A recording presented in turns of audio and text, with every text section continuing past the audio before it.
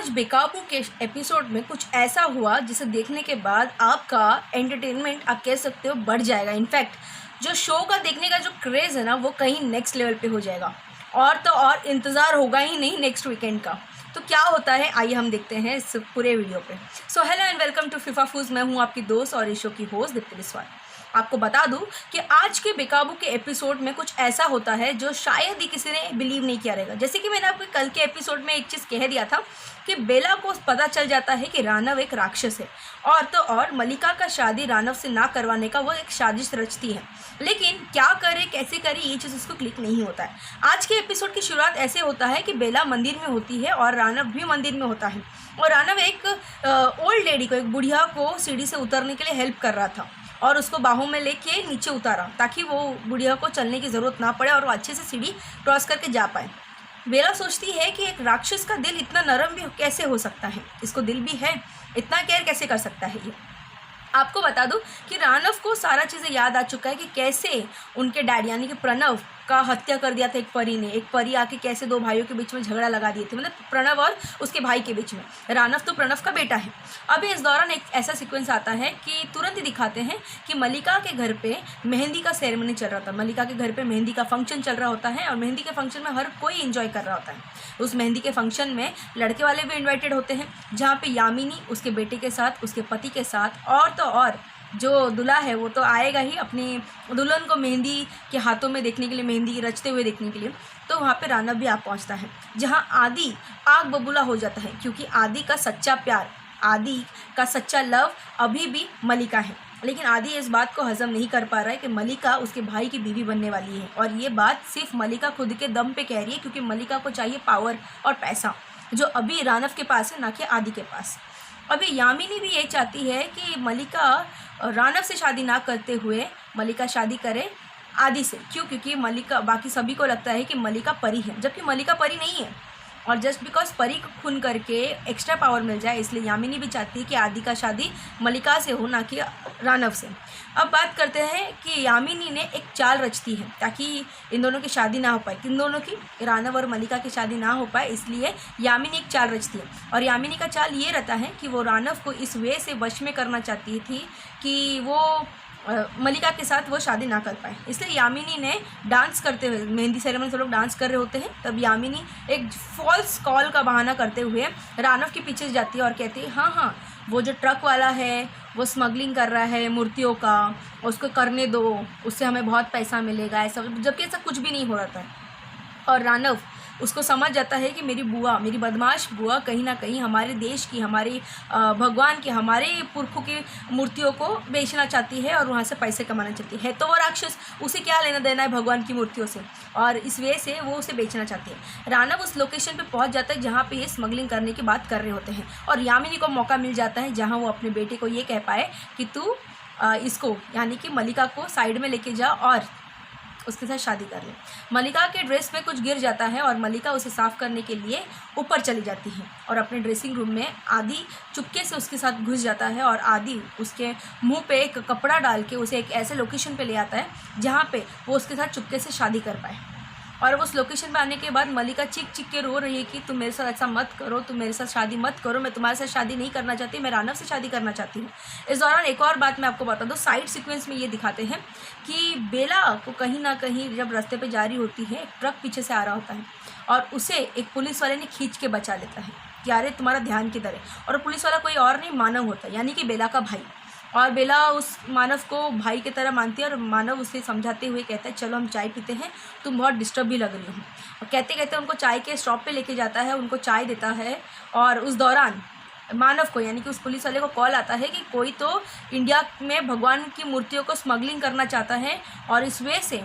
वो इस मूर्तियों को लेके जा रहा है बाहर, तो हमें देखना पड़ेगा, हमें बचाना पड़ेगा इस चीज़ को। तो वो चाय छोड़ के बेला को बोलते हैं कि मुझे ऑन द स्पॉट इस लोकेशन पे जाना पड़ेगा, कोई तो इस चीज़ का आप कह सकते हो स्मगलिंग कर रहा है और इसमें बहुत बड़ा साजिश है। और बेला को क्लिक हो जाता है कि इसमें कहीं ना कहीं रानव भी शामिल है, रानव का भी हाथ रहेगा और राक्षसों का भी मकसद रहेगा। और बेला सोचती है कि मुझे भी सेम लोकेशन पे जल्द से जल्द पहुंचना है, क्योंकि मुझे देखना है कि रानव किस हद तक गिर सकता है। मैं आपको बता दूं, बेला के पहुंचने से पहले ही पुलिस उस ट्रक के पास पहुंच जाती है जहां पे मूर्तियों को स्मगलिंग करने के लिए वो ट्रक जा रहा होता है। और पुलिस उसे घेर के वो ट्रक का वो जो वैन है उसके पीछे का डोर ओपन करने ही जाती है। वो 3 पुलिस वालों को फायरिंग से मार दिया जाता है। वहीं मानव भी जाता है गन लेके, तो उसे भी 2 आप कह सकते हो गुंडे के वेश में आते हैं और उसे मार गिराते हैं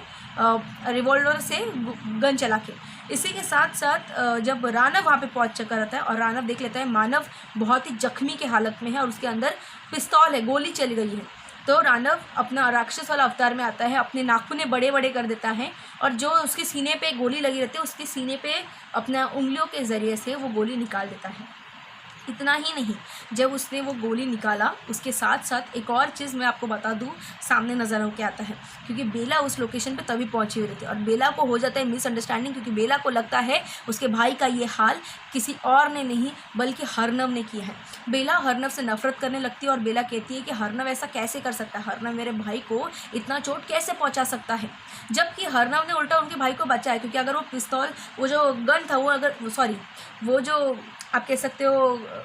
गन था, उसको निकालने के चक्कर के लिए उसने अपनी उंगलियों का इस्तेमाल किया, ना कि उसे मारने के लिए। और तो और हरना ऐसा था कि इन लोग को कोई भी चीज़ें याद ना रहे, क्योंकि 2 गुंडों को भी उसने मार गिराया था, साथ ही 3 पुलिस वालों को भी और मानव को भी, तो इसलिए वो अपनी शक्तियों से सबका याददाश्त मिटाने की कोशिश करता है। वो इंसिडेंट जो हुआ था उसी इंसिडेंट का याददाश्त मिटाने की कोशिश करता है और वहाँ से चला जाता है। बेला ने सारा इंसिडेंट देख चुकी रहती है और उस दौरान कुछ और पुलिस वाले भी लोकेशन पर पहुँच जाते हैं और सभी को एम्बुलेंस में भर के वो लोग हॉस्पिटल लेके जाते हैं। साथ ही बेला उस हॉस्पिटल में पहुंच जाती है क्योंकि उनका भाई उस हॉस्पिटल में एडमिट है, मानव, जिसके आप कह सकते हैं अंदर से गोली निकाली गई थी। तो वहाँ पे वो बाकी पुलिस वालों से पूछते कि आपको पता चला कि ये स्मगलिंग है, भगवान की मूर्तियों को स्मगलिंग करने के पीछे किसका हाथ था, क्या था, ये वो हर एक चीज़ें क्वेश्चन करते। तब उन्होंने कहा कि हमें तो इस बारे में ज़्यादा आइडिया नहीं है, लेकिन एक गुंडे में से हमें पकड़ा गया है जो वार्ड नंबर 2 में एडमिट है और उसका होश आने के बाद हमें पता चलेगा कि एग्जैक्टली इसके पीछे का शिकार कौन है, इसके पीछे का मेन मकसद, इनका सरदार कौन है।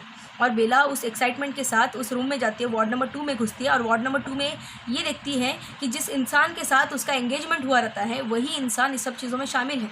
और उसे बहुत बुरा लगता है। और वो उस इंसान से कहती है कि तुम एक अच्छे इंसान थे, सच्चे इंसान थे, जिस वजह से मैंने शादी करने का फ़ैसला लिया था, क्योंकि मैं ज़िंदगी भर कभी शादी नहीं करना चाहती और शादी करने का फ़ैसला मैंने तुम्हारे वजह से ही लिया है। और तुम आज ये बोल रहे हो मुझे, तुम आज इस तरीके से जो चीज़ें तुम हमारे देश की, हमारे भगवान को तुम बेचने चले, ये कैसे कर लिया तुमने। ये कहते हुए अपने नाराज़गी दिखाते हुए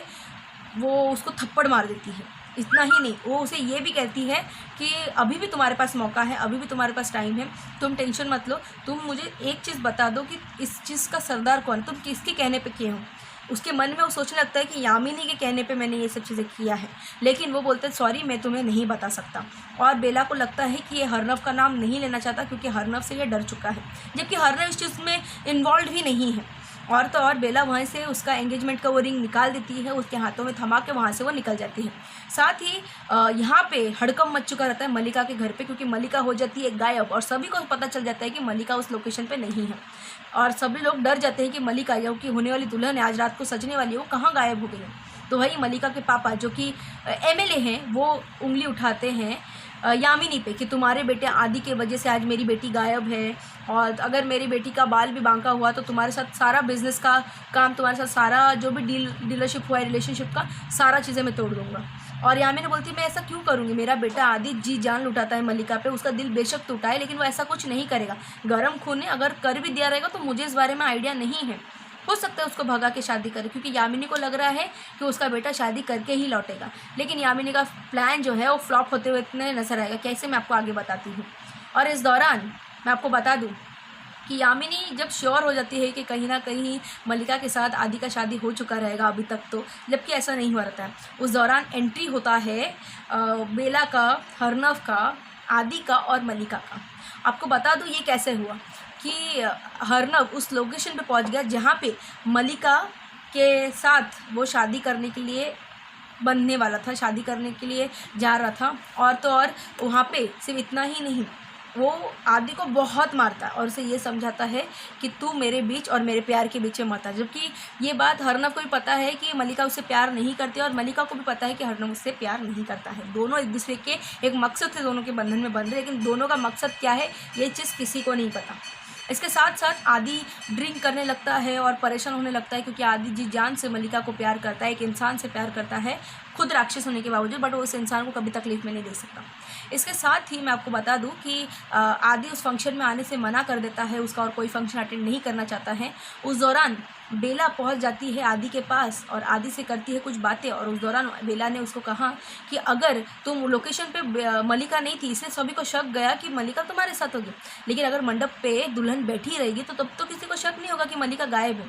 तब आदि सोचता है कि तो मंडप पे कौन बैठा रहेगा, क्या तुम बैठोगी मल्लिका की जगह, कहीं तुम्हें तो नहीं हो गया हरनव से प्यार, क्या तुम भी हरनव के जाल में फंस गई, या फिर तुम्हें भी हो गया है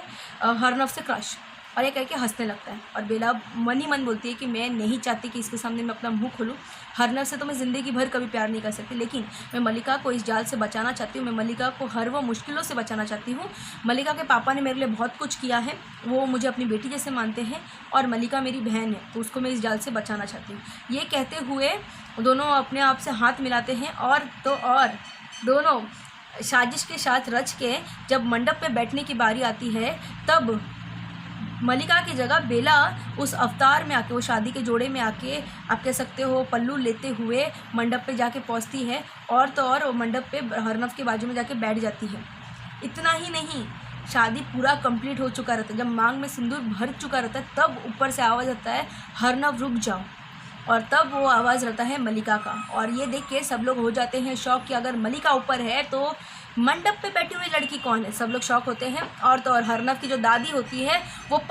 वो पल्लू हटा देती है, तब देखते हैं कि बेला उधर, और बेला उस टाइम पे एक्टिंग कर रही होती है कि मेरे को समझ नहीं आ रहा, मेरे साथ क्या हो रहा है, ये कैसे हो गया, मैं यहाँ पे क्या कर रही हूँ। और मल्लिका नीचे फटाफट से उतर के आके बेला को ज़ोर से एक थप्पड़ मार देती है। बेला का वो थप्पड़ देख के सभी लोग शॉक हो जाते हैं, और बेला बोलती है मल्लिका मुझे सच्ची में नहीं पता ये कैसे हुआ, क्या हुआ। और मल्लिका ये कहती है तू सब जानबूझ के कर रही है, क्योंकि तेरा डे 1 से ही मेरे हरनव पे था नज़र, और ये पावर पाने के लिए तू और पैसों के लिए तू ये चीज़ कर रही है। तुझे जितना पैसे चाहिए तो तू मुझे बोलती, मैं तुझे देती, तू सिर्फ पैसों के लिए हरनव के पास कैसे जा सकती है, हरनव से मैं प्यार करती हूँ, ऐसा। और हरनव भी बौखलाए हुए आदि को देख लेता है, क्योंकि आदि उस टाइम पे हंसते हुए एंट्री करता है, और कहीं ना कहीं आप कह सकते हो हरनव को ये लगता है कि ये सब आदि का प्लान है, क्योंकि हरनव को पता ही नहीं कि बेला एक परी है, उसके पास भी वो पावर है कि वो जान सकते हैं, और दोनों का मिली भगत है। हरनव को लग रहा है ये सब मिली भगत, बेला को ड्रिंक में नशा देना, ये देना वो देना, सब आदि का प्लान था। इसमें ना बेला की गलती है ना मल्लिका की गलती है। और वो आदि को भरे लोगों के सामने मंडप पे इतना मारता, और ये उसे देख के यामिनी डर जाती है कि कहीं मेरा बेटा को ये मार ना दे, जिस वजह से इसे मार रहा है, और कहीं